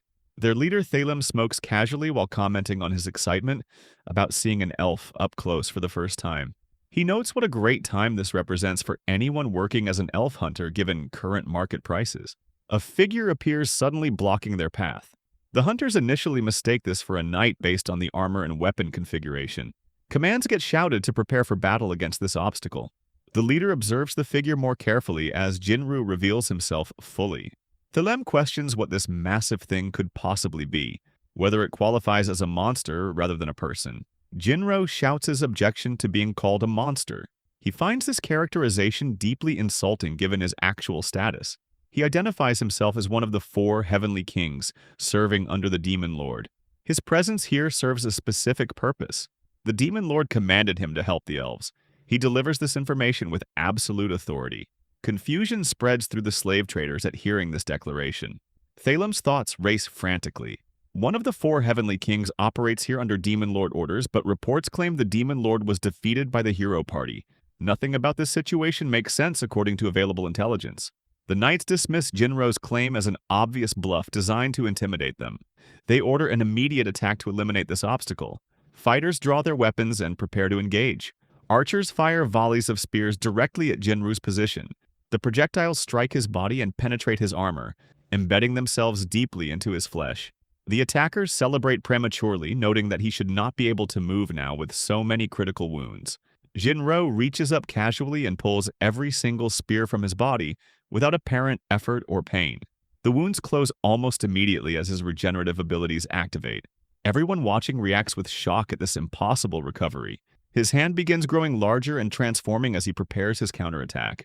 The slave traders question how he continues moving after taking such severe damage. Jinro delivers a philosophical statement about combat. The right to kill only belongs to those prepared to be killed themselves. These slave traders exercise that right by attacking him. His massive, transformed hand sweeps forward and launches multiple attackers through the air simultaneously. He instructs them to carve that resolve into their souls permanently. Soldiers shout in panic, unable to comprehend what just happened to their formation. Thelem orders his hired knight Ariaston to charge immediately. Reston complains about his cowardly companions while acknowledging his own boredom. He demands that Jinro at least provide some entertainment to justify this fight. Thelem hides himself while thinking that everything will work out fine. They hired top-class adventurers from the Tristram Kingdom, specifically for situations like this. He paid premium rates for their services, so they better earn their compensation. The sound of something breaking echoes across the battlefield. Jinro appears suddenly holding the corpse of Ariston. The hired knight has been killed instantly without managing any meaningful resistance. Jinro throws the body directly in front of Thelem, who falls backward in terror. Jinro demands to know whether Thelem functions as the slave trader leader. He commands Thelem to open his mouth immediately. Thelem refuses initially. Jinro states clearly that he will not repeat the command a third time. Thelem's resistance crumbles and he opens his mouth as ordered. Jinro inserts something into Thelem's mouth, a piece of his own flesh. He explains that this creates a binding contract between them. From this moment forward, Thelem must not meddle with elves in any capacity. He must spread this same message to all other slave traders operating in the region. If Thelem breaks this contract, Jinro will shred his internal organs without any mercy. Thelem must never forget this absolute restriction. Thelem agrees frantically, apologizing profusely while terror overwhelms his capacity for resistance. The remaining hunters approach the battlefield afterward and survey the destruction Jinru caused. They observe the overwhelming power displayed and recognize what it means. Someone capable of commanding a being like Jinru must possess incredible authority. This demonstrates the true nature of the Demon Lord's power. Meanwhile, in Tristram Castle, a guard rushes into the throne room and announces urgently that they have a serious problem developing. The Lord questions why everyone stares at him with such intensity. The soldier explains that the soothsayer just detected the Demon Lord's resurrection. The power has manifested again despite the hero party's previous victory. The Demon Lord character, actually Keith controlling the king through stolen skills, reacts with exaggerated fear about how terrifying this development sounds. The guard notes that no precedent exists for such rapid resurrection after defeat. They should send the heroes back to the Demon Lord's castle immediately to address this threat. The subordinate agrees that the demon lord represents a genuinely scary threat. The king echoes this sentiment with obvious fakeness that the guard begins noticing. The soldier's thoughts turn suspicious. Both the king and general have been acting strangely lately. Their behavior patterns have changed dramatically, almost as though they have become different people entirely. Something feels fundamentally wrong about the current situation. The king questions whether the hero is strong enough to handle this threat. The soldier responds with confusion at this basic question. The king repeats his inquiry. Is the hero stronger than the demon lord? The soldier confirms that, since the hero already defeated the demon lord once, it seems safe to conclude the hero holds the advantage in direct confrontation. The king responds with obvious relief, noting happily that no reason exists to be scared anymore. The general agrees enthusiastically, expressing how much better this knowledge makes him feel. The king decides they should contact the heroes immediately to dispatch them against the resurrected demon lord threat. The meeting concludes with orders being issued while the guard continues wondering what has changed so dramatically about their leadership's behavior patterns. Peace settles over the elven village following Jinru's intervention. Children run through the settlement greeting their parents with joy and relief. The entire community celebrates their rescue with genuine happiness radiating from every interaction, the sounds of laughter replacing the heavy silence of despair. Keith stands watching this scene unfold alongside Diana and Alara, observing how dramatically the atmosphere has shifted from fear to gratitude. The slave trader remains restrained nearby in miserable condition. He mourns the loss of his merchandise with obvious distress, his greedy eyes darting toward the freed captives. Keith questions whether this man truly considers their rescued comrades as nothing more than merchandise to be bought and sold, his voice cold with disdain. Diana addresses Keith directly, suggesting they should dispose of this traitor entirely since Jinru currently holds him suspended by the head, his feet dangling uselessly above the dirt. Keith turns toward the assembled elves and poses a direct question to the community. He wants to know what they desire as the outcome. Should this man live, or should he be executed for his crimes against their people? The elves respond with unexpected mercy, expressing their genuine wish that no more killing occurs within their forest home. They desire peace over vengeance. Alara suggests getting rid of the traitor once they leave the forest boundaries to satisfy both requirements, ensuring the sacred groves remain unstained by his blood. Keith processes their response while thinking that sparing enemies represents a form of defeat in tactical terms. A living enemy is a future threat. However, he addresses Jinro with new instructions. After forcing the traitor to consume Jinro's flesh contract, can the body be left intact and functional? Jinro confirms this possibility without difficulty, explaining the magical binding that will soon govern the man's every breath. Keith orders the slave trader to raise his head and look at him directly. He delivers a warning saturated with barely controlled anger. Never lay a hand on any elf again under any circumstances. If Keith so much as changes his mind about this mercy, the traitor knows exactly what consequences will follow. The weight of Keith's presence feels like a physical, crushing force. The threat hangs heavy in the air as Keith dismisses him, watching the man scramble away into the underbrush. Keith commends Jinro for his excellent work handling the situation. Jinro responds that receiving praise from the demon lord represents a truly genuine honor. His internal thoughts reflect on how pleasant it must feel to earn such recognition from someone of Keith's status and power, reinforcing his deep-seated loyalty to his new master. The elves gather collectively and approach Keith with obvious gratitude. They thank him profusely for helping them reclaim their captured comrades and ensuring that slave traders will never return to threaten them again. Their gratitude extends beyond words. No amount of verbal appreciation could ever suffice to express what Keith has done for their community, as he has restored their very future. Keith activates his governance and tactics skills while addressing them, his posture shifting into that of a true ruler. In that case, he expects them to properly demonstrate that gratitude through concrete actions moving forward. Until now, they showed loyalty by offering sacrifices on a regular predetermined schedule. That system demonstrated their submission adequately. However, from this moment forward, sacrifices are completely abolished and no longer required. The old, cruel ways are dead. Instead, Keith questions whether they would be willing to provide soldiers for his command. He has heard that elven archers possess highly developed skills, surpassing most human equivalents, their precision being legendary throughout the lands. He would like these archers to undergo proper military training so they can be ready to deploy at his command at any time circumstances require their service. In return, Keith will guarantee the elves complete protection from all external threats, placing them under his personal shadow.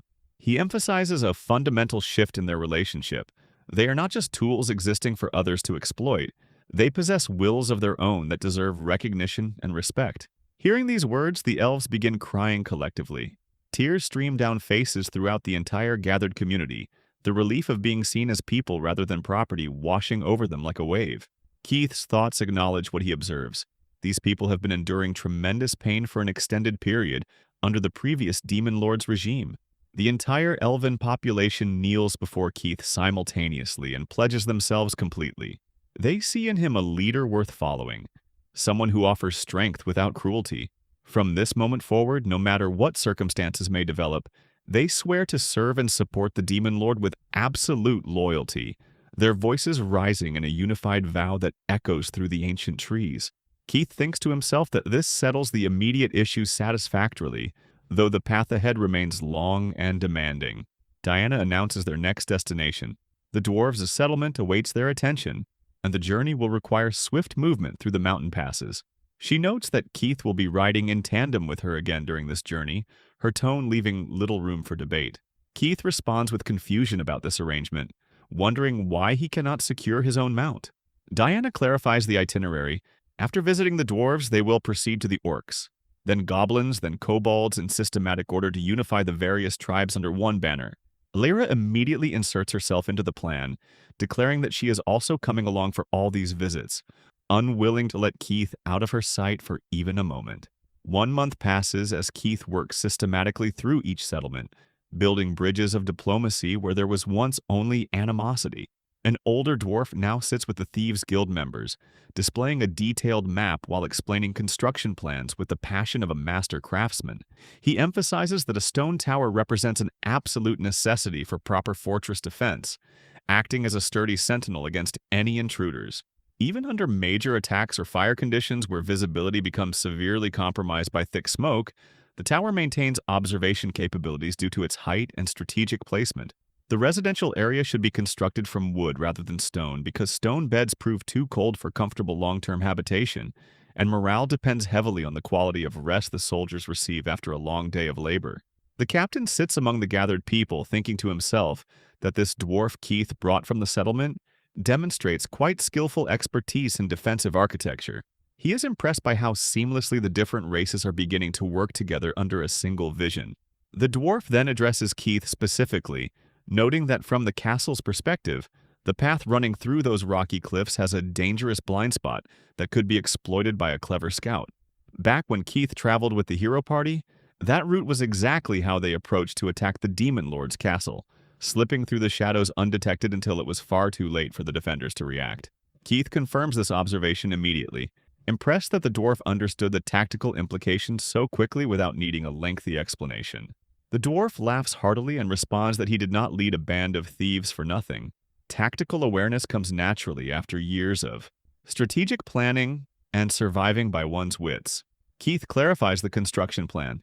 They are building their fortress directly on that cliff to eliminate the vulnerability and turn a former weakness into a position of absolute strength.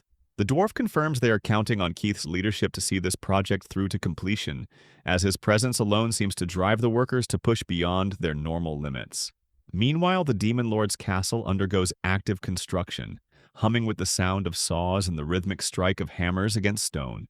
Workers move materials and follow architectural plans precisely, transforming the ruins into a monument of power. Thieves conduct their traditional warning chant while working. Travelers had better watch themselves on these dark roads because the moment they have been waiting for has arrived. Their eyes are set on precious treasure, so people should walk in fear of the Aldeburgh bandits, though their song now carries a strange sense of pride in their new roles.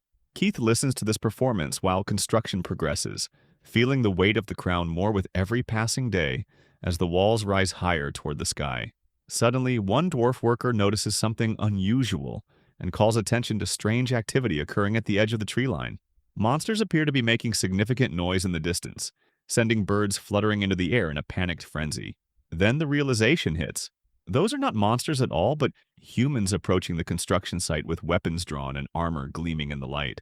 The 4 heroes from Keith's previous party advance directly toward the fortress location, their expressions fixed with a grim determination that suggests they have come to settle an old debt. A worker shouts urgently to the captain, alerting him that four weirdly dressed people are heading their direction across the jagged rocks. The captain immediately runs toward the castle interior, his boots thundering against the fresh stone as he shouts for Diana. She questions what has caused all the commotion and noise, emerging from the planning room with a map still clutched in her hand. The captain explains that the demon lord is currently out on patrol with Jinro and Alera, leaving the fortress understaffed for defense at a critical moment. Diana curses the timing. Humans are heading directly toward them, and based on the descriptions of their glistening gear, they are probably the hero party. The situation becomes genuinely bad considering only Victor and herself remain available for defense against four powerful opponents who have already proven their strength in the past. Victor suddenly departs, heading outside before anyone can coordinate a proper response or set up a defensive perimeter. This leaves both Diana and the captain confused about his intentions, as he usually waits for a tactical order. Victor announces his plan while leaving, his metallic footsteps echoing as he draws his twin guns from their holsters with a sharp, lethal click. He tells them that everyone from the fortress should evacuate immediately and head toward the Demon Lord's castle for safety, as he will buy them the time they need. Diana questions whether Victor genuinely plans to face the heroes alone after already losing to them once before, her voice laced with a mixture of worry and disbelief. Victor responds that he undertakes this action specifically to protect the Demon Lord's family and the new home they are building. His loyalty demands this sacrifice regardless of personal risk. To him, Keith's vision is worth more than his own life. Outside the fortress, he begins his assault immediately, the air splitting with the thunderous roar of gunfire. Meralda reacts with shock at the sudden chaos erupting around them, ducking as bullets whistle past her head and questioning what the hell is happening with so many monsters attacking. Zot admits he has no idea how to navigate this situation without a clear plan. Back when they fought the Demon Lord previously, all he had to do was follow Keith's instructions, and everything worked smoothly, every movement calculated for maximum efficiency. Zot remembers how Keith used to guide them constantly, suggesting they take detours at specific corners because longer routes contained fewer monsters and reduced overall danger. He misses that effortless navigation, even if he refuses to admit it openly.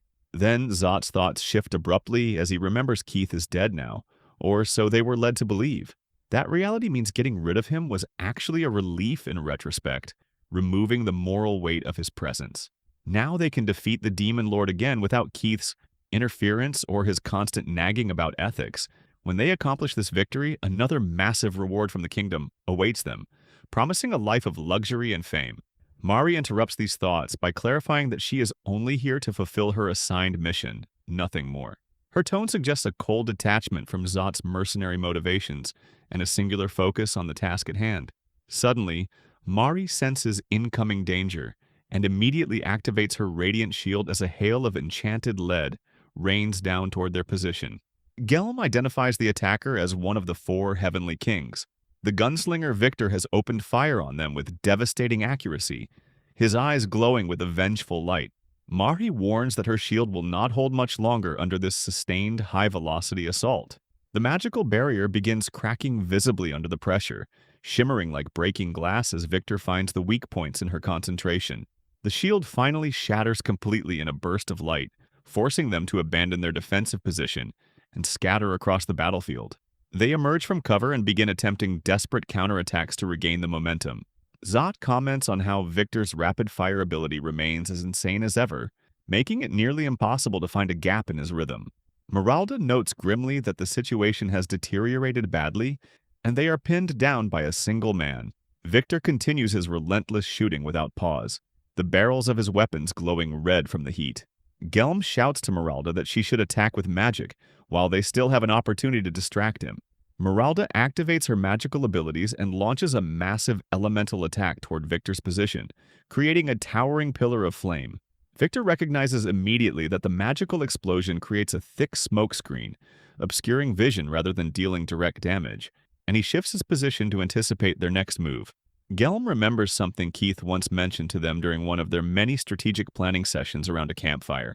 Keith had noted that Victor becomes vulnerable if enemies manage to close distance rapidly, bypassing his range advantage. His guns work best at a distance, making close combat his primary weak point. Gilum charges forward through the haze as Victor emerges from the smokescreen, trying to reload. He slashes directly at Victor with his heavy sword raised, shouting triumphantly about exploiting this known weakness and ending the fight right here. Diana arrives riding her summoned wolf at maximum speed, a blur of silver fur and snarling teeth. Keith also arrives simultaneously, appearing like a ghost and positioning himself directly in front of Victor to intercept Gelm's attack. The sound of steel clashing against steel rings out across the cliffs, vibrating through the air. He faces his former companion directly across the battlefield, his eyes steady and calm despite the chaos. He acknowledges that quite some time has passed since they last met, and the look on his face makes it clear that he is no longer the man they once knew. Gelm swings his sword down hard when something makes him freeze completely mid-attack.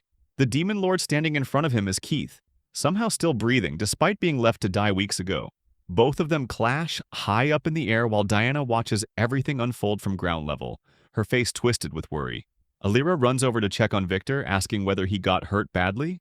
Victor admits miserably that the demon lord had to save him, clearly embarrassed about needing rescue in the first place. Gelm stares at Keith from across the battlefield and questions what the hell went wrong with him. He wants to know if Keith plans on running away again like he always used to do. Keith calls out Victor's name and points out that going up against someone who knows exactly how you fight creates massive problems when you do it alone. He credits Victor for holding things together, but makes it clear this fight belongs to him now. Victor addresses Keith using his proper title of Demon Lord. Zot hears this and repeats the word with total confusion plastered across his face.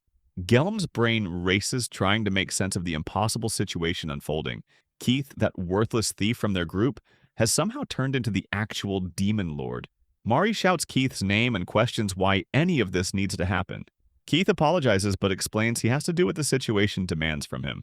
Mari argues back that fighting each other like this when they used to travel together makes absolutely no sense. Someone cuts in calling Mari pathetic for surviving this long. Meralda lifts her weapon up and swears she'll burn Keith into nothing but ash this time around. She fires off her magic attack straight at where Keith stands. The story jumps back a few minutes to show how Keith got here. Diana had rushed out from the castle telling everyone else to get inside and stay safe. Her thoughts focused completely on handling whatever was coming while getting word to the Demon Lord as fast as possible. Lightning suddenly ripped through the sky in a massive beam, and Keith walked right out of it like it was nothing. Diana ran straight at him and threw her arms around him the second he appeared. Keith just stood there quietly for a moment, while Jinro and Alera stared at them looking completely lost about what was happening. Keith asked what was going on. Diana explained in a rush that the heroes were heading straight for the Demon Lord's castle right now. Victor was trying to hold off all four of them by himself. Both Jinro and Alira looked stunned hearing this news. Keith's thoughts confirmed he'd been expecting something like this eventually. Once word got out that the Demon Lord came back, the kingdom would definitely send the hero party after him, through whatever prophecy system they used. Keith stood up straight while Diana addressed him with fire in her eyes. This time, they could win for sure if the Demon Lord and all four Heavenly Kings fought together as one unit. Keith cut her off and announced he'd be handling this alone without backup. He had personal business with the heroes that needed settling. Everyone looked shocked at what he just said. Alera protested that their whole job was protecting the Demon Lord from exactly this kind of thing. Jinru moved forward and stressed that situations like these were exactly when they should be the ones fighting, instead of putting their leader at risk. All four of them stood ready to jump in and support Keith's fight. Keith reached out and put his hand on top of Diana's head gently, then told everyone to just watch what happened next. He made it an order that couldn't be argued with. Diana started crying but said she understood and would do what he wanted. Alira felt anger burning inside her, but forced herself to back off too. Everything shifts back to what's happening now. Meralda's fire completely covers the spot where Keith's standing, but she's getting more and more frustrated that he's not burning up like he should be. Keith responds with a grin and questions how he's pulling off this defense. His thoughts lay out the explanation. His immovable skill works by canceling out damage from fighting while it's active. The skill locks him in place so he can't move at all, but it works great against attacks coming from far away that can't take advantage of him being stuck. Zot charges at Keith, screaming that this ends now. Keith triggers his theft skill instantly and rips Zot's weapon right out of his hands mid-swing, which leaves everyone watching completely stunned. Keith mentions casually that Zot still can't actually use weapons properly no matter what gear he's holding. Zot's brain struggles to understand what just went down. His transmutation power was supposed to be some weak thief gimmick for grabbing small stuff. Now Keith somehow grabs a weapon while it's actively being swung at him during combat. The ability has grown way beyond what Zot thought was even possible. Zot insists that beating a thief like Keith should be easy enough. He tries attacking again, but Keith answers by slamming his fist full force into Zot's gut. The punch sends Zot flying backwards hard. He hits the ground screaming about his muscles getting wrecked. He's done after one hit. Meralda's sweating hard as Keith looks her way. Keith announces she's up next. He then mocks her directly, which makes her snap back defensively. Keith comments that her fire attack just now was actually kind of cool compared to what he remembers.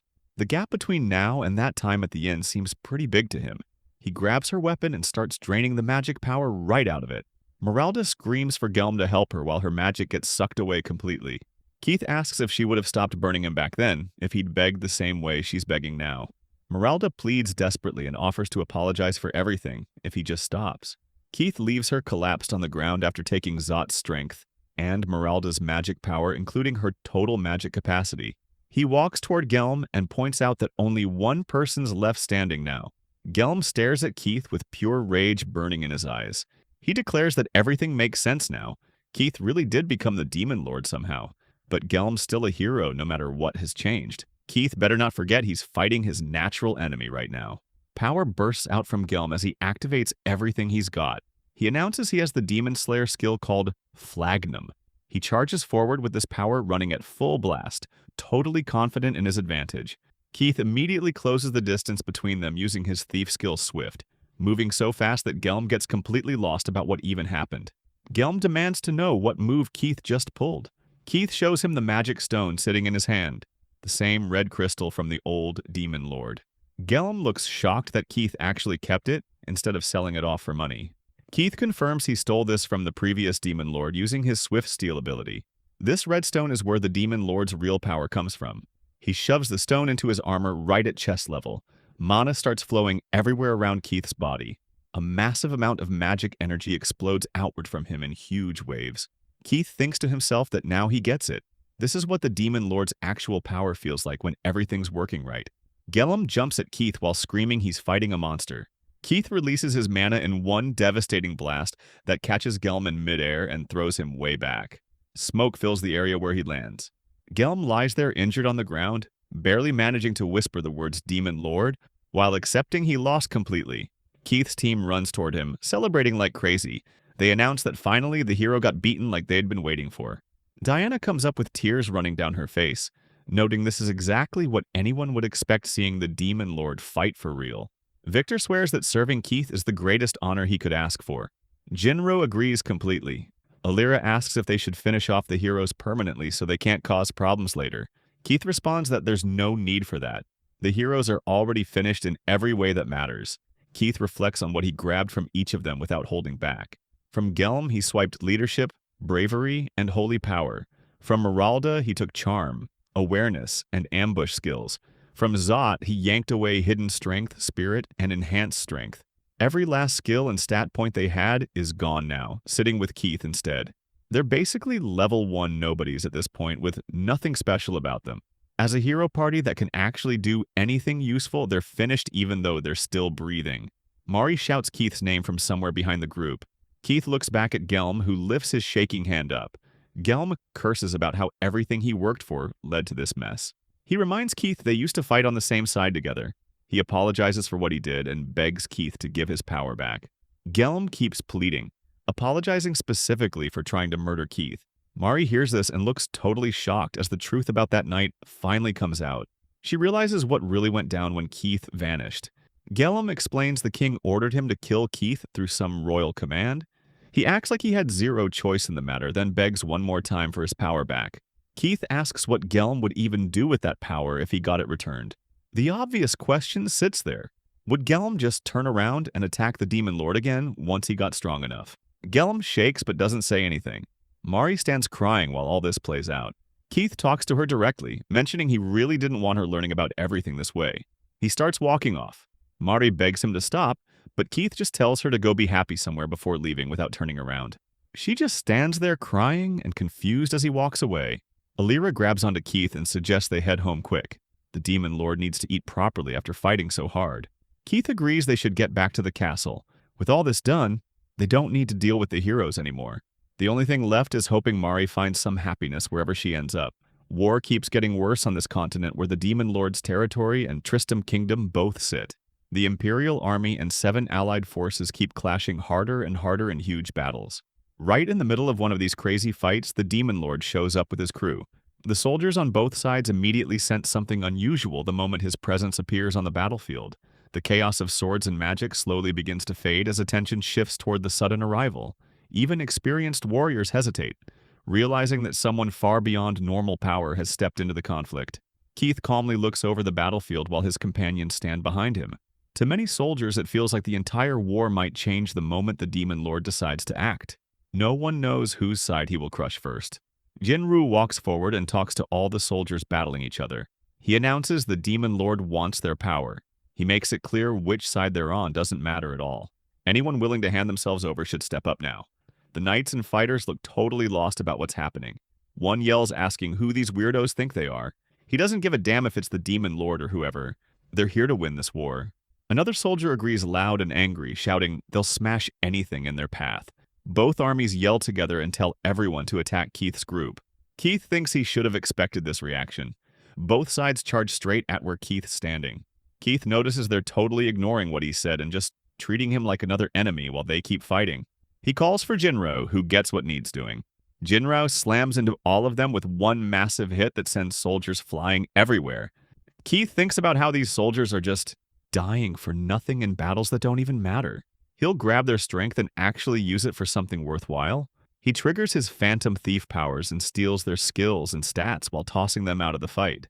Victor whips out his guns and starts firing at soldiers trying to get organized again.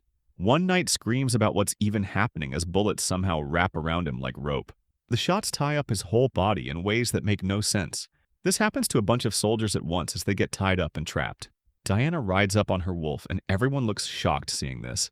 Keith moves toward where he wants to position himself. He lets loose his own attack that drops everyone nearby. He yells for Alera, and she says she's ready. She blasts her magic across the battlefield. One knight screams, "The pressure feels so heavy he's going to get crushed." Keith lets everyone out of their restraints, and they all scramble away screaming for everyone to retreat immediately. Diana asks if they should chase the running soldiers. Keith says there's no point. If he steals too much stuff all at once, sorting through it becomes a huge pain. The stolen skills get organized into categories.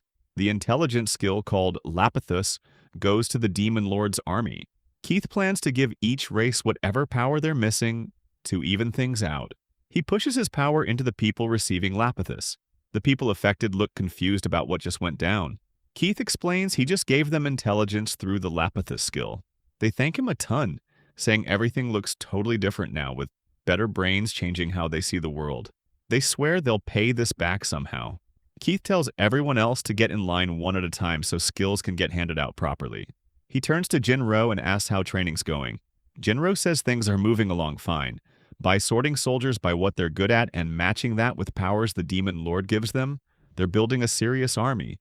But getting a real army running needs steady food coming in, which is super important. Keith thinks armies always run into food problems no matter what. The land the Demon Lord controls is pretty much a wasteland, with barely any food growing naturally. There's some stuff scattered around in forests, but that only works for feeding something small like the Thieves' Gang. For feeding an actual army, there's just not enough. Keith asks Diana if she can check what resources they actually produce across the whole Demon Lord territory. Best case, she could get this done in a month. Diana says she's on it, but wonders if a month might be cutting it close. Keith asks if that's too fast. Diana pulls together a bunch of notes and papers using her magic. She explains that for her personally, a month is totally doable. For regular humans, research like this would take at least that long or longer. But she's got the secretary skill that makes processing information way faster. From what she's already seeing, most of what they produce is ore from dwarves. They've also got Nungan fruits, man-eating fish for meat, iron ore, adamantite, and mithril available. Keith goes through this info. Fruits and rare materials make up most of what they've got. The total monthly harvest and what's in reserve are all written down in Diana's papers. He activates his governance plus strategy skills and looks at everything carefully. The thing that jumps out most is iron ore. With these amounts, the Demon Lord's territory is basically loaded with valuable raw materials. Alera gets Keith's attention, and he looks over. Once they finish their tea break, he suggests going out for a bit as a group. Jinro asks what he's talking about. Keith says he means an outing for everyone. If they're going to take time off anyway, might as well have fun together. Back in Tristram Kingdom, the king sits on his throne with his advisors around him. Mari stands before the king and the vice king, and the Margrave of the Frontier is the first one to call her out. He makes it clear that she came back alone while everyone else in the party lost their abilities, and he does not hide how disgraceful that looks. Mari does not argue back. She clenches her fist and stays quiet, which honestly says enough on its own. Conrad, the high priest, steps in and tries to defend her by explaining that the new Demon King operates on a completely different level of power, the kind that makes any form of resistance feel pointless before it even begins. But that defense does not really land well in the room. One of the men on the council throws in a remark about how her composure in a situation like this is a very cleric thing to do, wearing all her emotions right on her sleeve while saying absolutely nothing at all. The tension in the room pushes the council toward what feels like the only logical conclusion. Someone argues that sending in the military is the only real option left on the table. The Margrave shuts that down immediately. He takes the time to remind everyone that about 50 years ago, someone made that exact same call, and the result was the loss of 10,000 soldiers. That lesson was never forgotten. The understanding since then has been that only a hero chosen by fate can actually bring down a Demon King. The problem sitting right in front of them now is that the hero's party just got completely dismantled. And without access to the Demon King's territory, there is no realistic path to securing the mineral trade negotiations that the kingdom so desperately depends on. Tristium is an agricultural nation with no natural mineral resources of its own, and without a steady supply of those resources, the military simply cannot sustain itself. The council is stuck, and everyone in the room knows it. Before the discussion can go any further, the situation shifts completely. Keith walks into the room. He does not come alone either, his team is with him. The moment people begin to piece together who he actually is, the shock moves through the room fast. The guards respond without hesitation. Ange draws her weapon and activates her skill, Jail, which seals the entire room in an instant. No sound escapes outside. No one is getting through that door, and it does not matter how hard anyone tries to force it open because it simply does not budge. Keith does not respond to any of that with hostility. He tells everyone to sit down in a tone that does not leave much room for debate, and one by one, they all do. Anna takes a moment to note that a direct meeting between a human ruler and the Demon King has probably never actually happened before in recorded history. Keith glances around the room, notices that both the king and the general are visibly shaking, and calmly mentions that he is glad to see them both looking well. Then, without dragging it out, he gets straight to the point. He opens by making one thing absolutely clear before anything else is said. They did not come here to start a war. Even if this entire meeting collapses and nothing gets resolved, no one sitting in that room is going to be harmed or pressured in any way. The Vice King is not satisfied with just words and slams his hand on the table, demanding actual proof of that. Keith responds by pointing out that the proof is standing right in front of him. Every single person in that room is still alive, and that is the strongest guarantee he can offer. Beyond that, the reason they are here at all is to open diplomatic relations, not to threaten anyone. What Keith wants is fairly straightforward on the surface. He wants the Demon Kingdom to be formally recognized as a legitimate sovereign nation. The Margrave pushes back on that hard and fast, arguing that Tristium recognizing the Demon Kingdom would completely destroy the kingdom's standing among the other nations. Keith does not deny that there is a risk there, but he steers the conversation in a different direction. He brings up the fact that Tristium had military alliances with both the Empire and the Allied forces, and then quietly dropped both of those alliances the moment the war actually broke out. That decision was understandable from a practical standpoint, since committing to one side would have automatically meant breaking the treaty with the other. But Keith wants them to think about how that looked from the outside. The other nations were watching, and they noticed. The deeper problem, Keith explains, is not what happened during the war, but what is going to happen once it ends. The side that wins is going to start looking for leverage, and a broken alliance is exactly the kind of justification they would need to put pressure on Tristium. The kingdom is already trying to quietly prepare for that possibility, but there is a fundamental gap in that preparation that no amount of planning can paper over. Tristium does not have the minerals it needs, and without them, none of the preparation matters. Keith lets that sit for a moment, then pulls out a stone, and holds it up. Right on cue, Savi walks into the room, carrying a large amount of ore. The message does not need to be spelled out. The Vice King takes it in and puts his head in his hands. Keith has Diana pass over a scroll, and he lays out 3 clear conditions for establishing diplomatic relations between the two kingdoms. The first is that Tristium officially recognizes the Demon Kingdom as a sovereign nation. The second is that this recognition gets made public to other nations and to Tristium's own people. The third is that formal trade between the two kingdoms begins. The Vice King looks at the terms, weighs what is in front of him, and agrees. The negotiation moves forward from there. While all of that is unfolding inside the castle, things are quietly going sideways out in the forest. Meralda is using her magic to pin down one of the beetles, so that Gelm and Zot can attack it. The issue is that taking down beetles one at a time is not going to get them anywhere meaningful. Zot points out that recovering all the experience they lost at this pace could realistically take years. On top of that, just tracking these beetles through the forest is already a serious effort on its own. Meralda thinks out loud about how useful it would be if they could somehow find a large group of them gathered in one spot. Then a beetle larva pushes up from the ground right in front of them. Zod identifies it right away and explains that larvae do not drop any experience when killed, and judging by what they are seeing, there are probably larvae scattered all across the forest floor beneath them. Gelm asks Meralda whether full-grown beetles would at least yield some experience, and she confirms they would. That one question seems to click something into place for him. He crouches down and starts pulling larvae out of the ground, then tells the other two to get in and help him. Gelm walks them through the idea. If they take the larvae and set them up in a warehouse with the right conditions, fertilizer and oil to encourage growth, the larvae would develop into full adults on their own. Then the three of them could farm those beetles repeatedly, collect experience in steady waves, and essentially run the whole operation like a cycle. It would be unlimited experience without having to chase anything through the forest. Meralda wraps her arms around him and tells him it is genius. Zot says he can already feel his strength starting to come back just from hearing the plan. They spend a stretch of time gathering larvae from the forest and hauling them back. After that, they put the warehouse together and get everything in place. A month passes. When they reconvene outside the warehouse, Zot guesses they probably ended up with around 500 beetles inside by now. Meralda tells him he is thinking too small, and that 10 times that number is the more reasonable expectation. They decide to just open the door and see what they actually have. Gelm reaches for the door, and before it is even fully open, something about it makes him stop. He eases it open just far enough to see inside, takes one look at what is packed in there, and immediately pushes it shut again. The beetles do not cooperate. They start forcing the door from the inside, and as they break through, Gelm notices things about them that do not add up at all. These beetles have horns. They are enormous. Their color is completely wrong. Whatever is coming out of that warehouse, it is not what they put in a month ago. The air around the building begins to hum with a low, vibrating drone that shakes the very ground beneath their boots.